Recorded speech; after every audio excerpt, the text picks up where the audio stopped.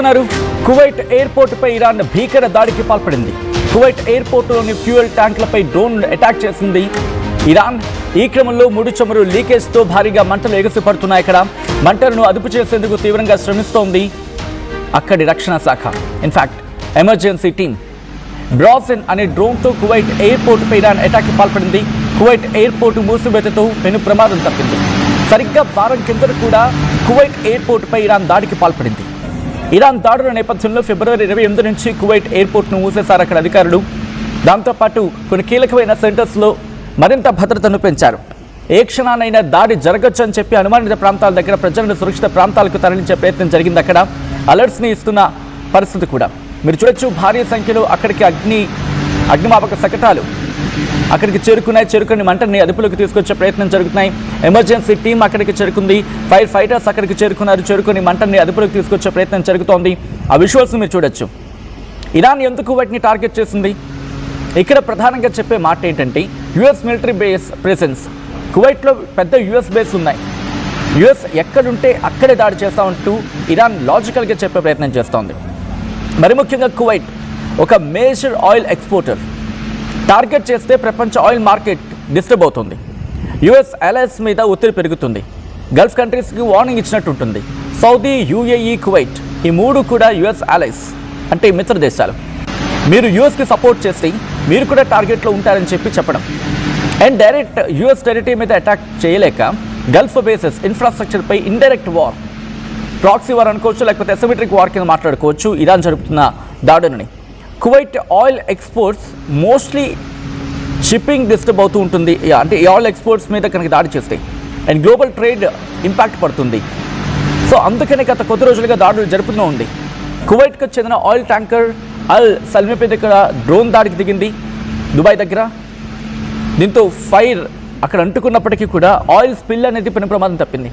మీరు చూస్తే ఎప్పుడైతే ఇస్ఫహాన్ మీద ఇరాన్కి సంబంధించి ఇస్ఫహాన్ అక్కడ దాడి చేసిందో అమెరికా మరింత లోతుగా B-2 బాంబర్స్ని మళ్ళీ రంగంలోకి దించింది. భారీ అటాక్కి దిగిందని చెప్పి మాట్లాడుకునే క్రమం నిన్న. సో అటువంటి ఘటన జరిగిన తర్వాత నిన్న దుబాయ్ మీద దాడికి పాల్పడింది ఇరాన్. అండ్ ఈ రోజు కూడా ఇంకా ఆ దాడిని కొనసాగిస్తూ ఉంది. ఎక్కడ కూడా తగ్గటం లేదు. మరి ముఖ్యంగా యుద్ధం సుదీర్ఘంగా కొనసాగుతుండడంపై అమెరికా ఇప్పటికే ఒక నిర్ణయం తీసుకోబోతోందా అనే మాటకు సంబంధించి మాట్లాడుకునే క్రమంలో ఒకసారి డీటెయిల్గా మాట్లాడుకుందాం. ఈ మధ్య జరిగిన అటాక్స్ గురించి, తర్వాత ఆ డెప్త్ ఆఫ్ ద సబ్జెక్ట్కి వెళ్ళే ప్రయత్నం చేద్దాం. ముందుగా నిన్న కావచ్చు మొన్న కావచ్చు కువైట్లో జరిగిన ఆయిల్ ట్యాంకర్ గురించి మాట్లాడుకుంటారు. ఆ ప్రమాదం అంతకన్నా ముందు క్రిటికల్ ఇన్ఫ్రాస్ట్రక్చర్ మీద అటాక్ జరిగింది. పవర్ అలాగే డీసాలినేషన్ ప్లాంట్ని టార్గెట్ చేసుకుంది. దీంట్లో ఒక భారతీయుడు కూడా మరణించారు.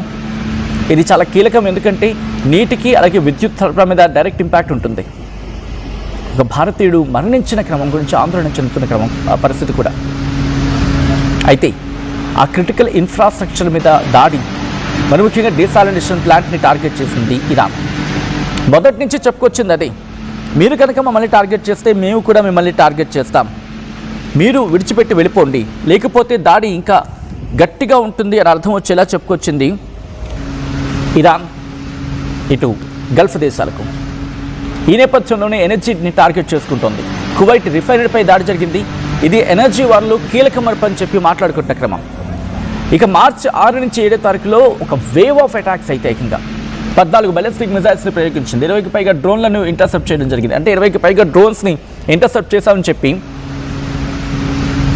ఇటు కువైట్ చెప్పుకొచ్చింది. కువైట్లో ఎక్స్ప్లోజివ్ డిస్పోజల్స్ ఆపరేషన్స్ భారీగా జరిగాయనేది వినిపించమాట. అంతకన్నా ముందు కువైట్ ఎయిర్ డిఫెన్స్ ఏకంగా 3 US F-15 ఫైటర్ జెట్స్ని డౌన్ చేసింది. అది కైటెక్ ఎయిర్ స్పేస్ అంటూ ఉంటారు దాన్ని. అంటే Iran missiles plus US jets mix అయిపోవడంతో అవి కన్ఫ్యూజ్ అయ్యి చెప్పి US F-15 ఫైటర్ జెట్స్ని పేల్చేసని చెప్పి ఇటు అమెరికా కూడా ధృవీకరించింది ఆ టైంలో. అంటే అర్థం చేసుకోవచ్చు ఏ స్థాయిలో అక్కడ దాడులు జరుగుతున్నాయనేది. అండ్ ఇప్పుడు లేటెస్ట్ అటాక్ గురించి మాట్లాడుకునే ప్రయత్నం చేసినప్పుడు ఈరోజు జరిగిన లేటెస్ట్ అటాక్ ఒకసారిగా షాక్ అవుతున్న క్రమం. ఇన్ఫ్యాక్ట్ ఖతార్ కావచ్చు, కువైట్ కావచ్చు, ఇవన్నీ కూడా. కువైట్ సివిల్ ఏవియేషన్ అథారిటీ ఏం చెప్తుందంటే కువైట్ ఇంటర్నేషనల్ ఎయిర్పోర్ట్ టార్గెట్ అయింది. డ్రోన్ అటాక్ జరిగింది. ఫ్యూయల్ స్టోరేజ్ ట్యాంక్స్ని టార్గెట్ చేయడం జరిగింది. వెంటనే మంటలు అంటుకున్నాయి. అయితే ఎవరికి గాయాలు కాలేదు. Abdullah Al Razi official spokesperson civil aviation authority నుంచి ఆయన మాట్లాడుకొచ్చారు. ఇరాన్ టార్గెట్ చేసిన ఈ ఘటనను బ్లెటెంట్ అసాల్ట్ అంటూ కూడా చెప్పుకొచ్చింది అథారిటీ. ఇంకా ఏముంటుంది, డ్రోన్స్ అనేవి ఫ్యూయల్ ట్యాంక్స్ని Kuwait aviation fuel company KAFCO దానికి చెందిన వాటిని టార్గెట్ చేసిందంటూ కూడా చెప్పుకొచ్చింది సివిల్ ఏవియేషన్ అథారిటీ కువైట్. అసలు బ్యాక్ టు బ్యాక్ అక్కడ దాడులు జరుగుతూనే ఉన్నాయి. అండ్ ఎయిర్పోర్ట్ని టార్గెట్ చేయడం వెనకాల కారణం ఏమై ఉండొచ్చు? ప్రధాన కారణం ఒకటే, ఈ ఎయిర్పోర్ట్స్ దుబాయ్ కావచ్చు, లేకపోతే సౌదీ అరేబియా, ఖతర్, కువైట్ ఇవన్నీ ఎయిర్ బేసెస్ని, అంటే వాళ్ళ ఎయిర్పోర్ట్స్ని ఎయిర్ బేసెస్గా వాడుకునే ప్రయత్నం చేస్తుంది అమెరికా అనేది ఇరాన్ ప్రధానమైన ఆరోపణ. ఇప్పుడు ఎయిర్పోర్ట్ని కనుక టార్గెట్ చేయకపోతే రేపు ఉదయం అవి ఎయిర్ బేసెస్గా మారే అవకాశం ఉంటుంది. యుద్ధం మరింత తీవ్రతరమైతే ఈ ఎయిర్పోర్ట్ని ఎయిర్ బేసెస్గా వాడితే, అండ్ మిలిటరీ బేసెస్ని ఇప్పటికీ టార్గెట్ చేశాం కాబట్టి అక్కడ అవి మళ్ళీ అంతగా ఉపయోగంలోకి వచ్చే అవకాశం ఉండదు. అండ్ ఇప్పుడు ఎయిర్పోర్ట్స్ని వీళ్ళు ఎయిర్ బేసెస్గా వాడుకునే ప్రయత్నం చేస్తే కనుక ప్రమాదం మరింత పెరిగే అవకాశం ఉంటుంది మనకి. కాబట్టి ఇటువైపు వెళ్ళే అవకాశం ఉందనేది అంతర్జాతీయ విశ్లేషకులు, అంతర్జాతీయ పరిణామం జియో పాలిటిక్స్ని అనలైజ్ చేసేవాళ్ళు చెప్తున్నమాట. కాబట్టి ఎయిర్పోర్ట్స్ని టార్గెట్ చేయడం వెనకాల కారణం అది కూడా అయి ఉండొచ్చు. ఈ క్రమంలోని గత కొద్ది రోజులుగా దాడులు చేస్తూనే ఉంది. ఇటు బహ్రెయిన్ నుంచి Qatar, Kuwait, Saudi Arabia, Oman ఈ ప్రాంతాల మీద టార్గెట్ చేస్తూనే ఉంది. అండ్ ఇక్కడ కూడా యుఎస్ ప్రెజెన్స్ చాలా గట్టిగానే కనిపిస్తుంది, మిలిటరీ ప్రెజెన్స్. సో ఇప్పుడు డ్రోన్ అటాక్ జరగడం, భారీగా మంటలు అంటుకోవడం, ఆ మంటలను అదుపులో తీసుకొచ్చేందుకు ఎమర్జెన్సీ టీమ్స్ అక్కడికి రష్ అవ్వడం, అంటే ఎమర్జెన్సీ టీమ్స్ అక్కడికి చేరుకున్నాయి, సిచ్యువేషన్ అదుపులో తీసుకొచ్చే ప్రయత్నం చేస్తున్నాయి. ప్రిలిమినరీ రిపోర్ట్స్ ఏం చెప్తున్నాయంటే డ్యామేజ్ చాలా తక్కువ అయినప్పటికీ కూడా మెటీరియల్ లాస్ అనేది చాలా గట్టిగా జరిగింది. ఆ ఇంపాక్ట్ ఇన్సిడెంట్కి సంబంధించి వాటిని ఎవాల్యుయేషన్ చేసేందుకు అక్కడికి అథారిటీస్ చేరుకోవడం జరుగుతోంది. పూర్తి స్థాయిలో ఇన్వెస్టిగేషన్ జరుపుతున్నాము అని చెప్పి వాళ్ళు చెప్తూ ఉన్నారు. అమెరికా జరిపిన దాడుల గురించి ఇరాన్ ఇక్కడ కోట్ చేయడం జరుగుతోంది.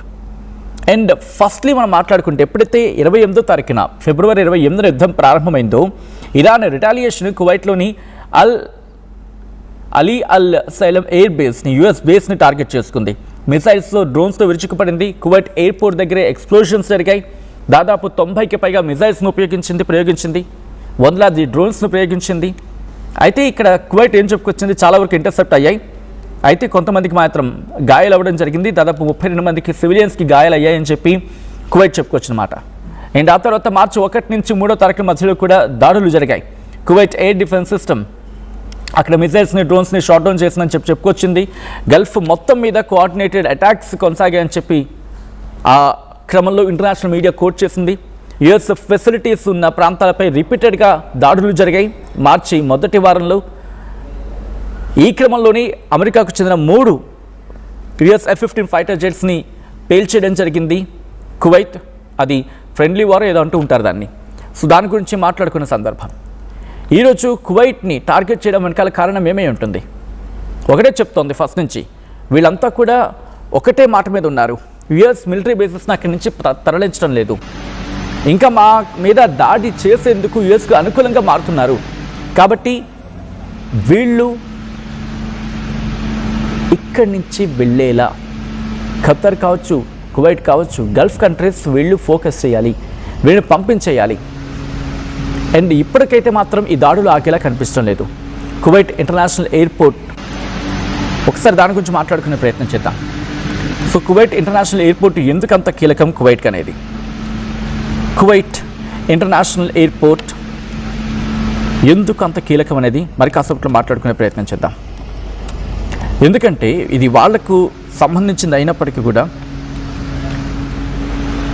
వాళ్లకు, అంటే కువైట్ విషయం గురించి మాట్లాడుకున్నా అక్కడ ప్రజలకి ఎంత ఉపయోగకరమని మాట్లాడుకునే అంశం గురించి కన్నా అమెరికాకి ఇప్పటికంత కీలకం. ఎందుకు కీలకం? ఏ క్షణాన్నైనా ఒకవేళ దాడులు చేయాల్సి వస్తే ఇది వాళ్ళకు ఉపయోగపడుతుంది. అమెరికాకు చాలా కీలకంగా మారే అవకాశం, ఎందుకంటే దగ్గరగా ఉంటుంది.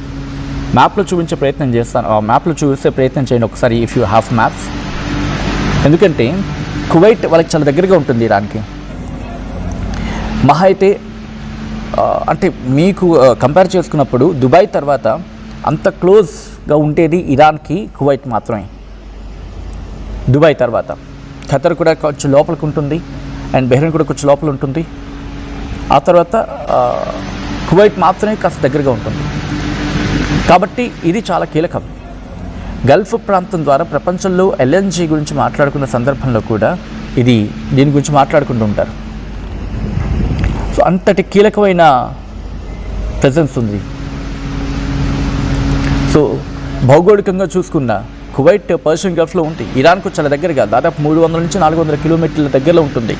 మిడిల్ ఈస్ట్, యూరోప్, ఏషియా మధ్య ట్రాన్సిట్ హబ్గా ఉంటుంది. యుద్ధం సమయంలో ఫార్వర్డ్ లాజిస్టిక్ బేస్గా ఉపయోగపడుతుంది. అండ్ అమెరికా సైనిక అవసరాలకి ఇది కీలకం. కువైట్లో యుఎస్ ప్రెసెన్స్ ఉంది, చాలా పెద్దది. అది ట్రూప్ మూవ్మెంట్ అంటే సైనికుల రవాణా, వెపన్స్ కావచ్చు, సప్లైస్, ట్రాన్స్పోర్ట్ గురించి మాట్లాడుకుంటారు. ఎమర్జెన్సీ వాక్యువేషన్ గురించి మాట్లాడుకుంటారు. మీకు గుర్తుంటే ఇరాక్ సిరియా ఆపరేషన్కి ఇది ప్రైమరీ ఎయిర్ బ్రిడ్జ్గా మారిందంటే అర్థం చేసుకోవచ్చు ఇరాక్ సిరియా ఆపరేషన్కి. అందుకే ఇప్పుడు దీన్ని టార్గెట్ చేసుకునే ప్రయత్నం చేస్తోంది. కువైట్ ఎకానమీ పూర్తిగా ఆయిల్ మీద ఆధారపడింది. ఈ ఎయిర్పోర్ట్ ద్వారా ఇంజనీర్స్, వర్కర్స్ మూవ్మెంట్ ఉంటుంది. ఆయిల్ ఇండస్ట్రీ, లాజిస్టిక్స్కి ఇది కీలకం. ఒకవేళ ఇది దెబ్బతింటే కనుక ఆయిల్ ప్రొడక్షన్ ఇండైరెక్ట్గా ఇంపాక్ట్ పడినట్టే, గ్లోబల్ సప్లై చైన్కి విఘాతం కలిగినట్టు. రోజుకు వేలాది international passengers Asia, Europe connect అవుతూ ఉంటారు. సో వీళ్ళ మీద ప్రభావం చూపించే అవకాశం ఉంటుంది. ఇలా అనేక రకాలుగా ఇంపాక్ట్ ఉంది. దీని గురించి మాట్లాడుకుంటే ఇంకా ఎక్కువగా మాట్లాడుకోవచ్చు. బట్ కన్ఫైన్ అయ్యే ప్రయత్నం చేసినప్పుడు యుఎస్కి అతిపెద్ద దెబ్బ పడే అవకాశం కనిపిస్తోంది. ఎందుకంటే ఏషియాని కనెక్ట్ చేసేది కావచ్చు, లేకపోతే యూరోప్ని కనెక్ట్ చేసే సందర్భంలో కీలకమైన ఎయిర్ బేస్గా మారే అవకాశం ఉంది. కాబట్టి ఈ ఎయిర్పోర్ట్ని ఎయిర్ బేస్గా మార్చుకోక ముందే దాడి చేయాలి.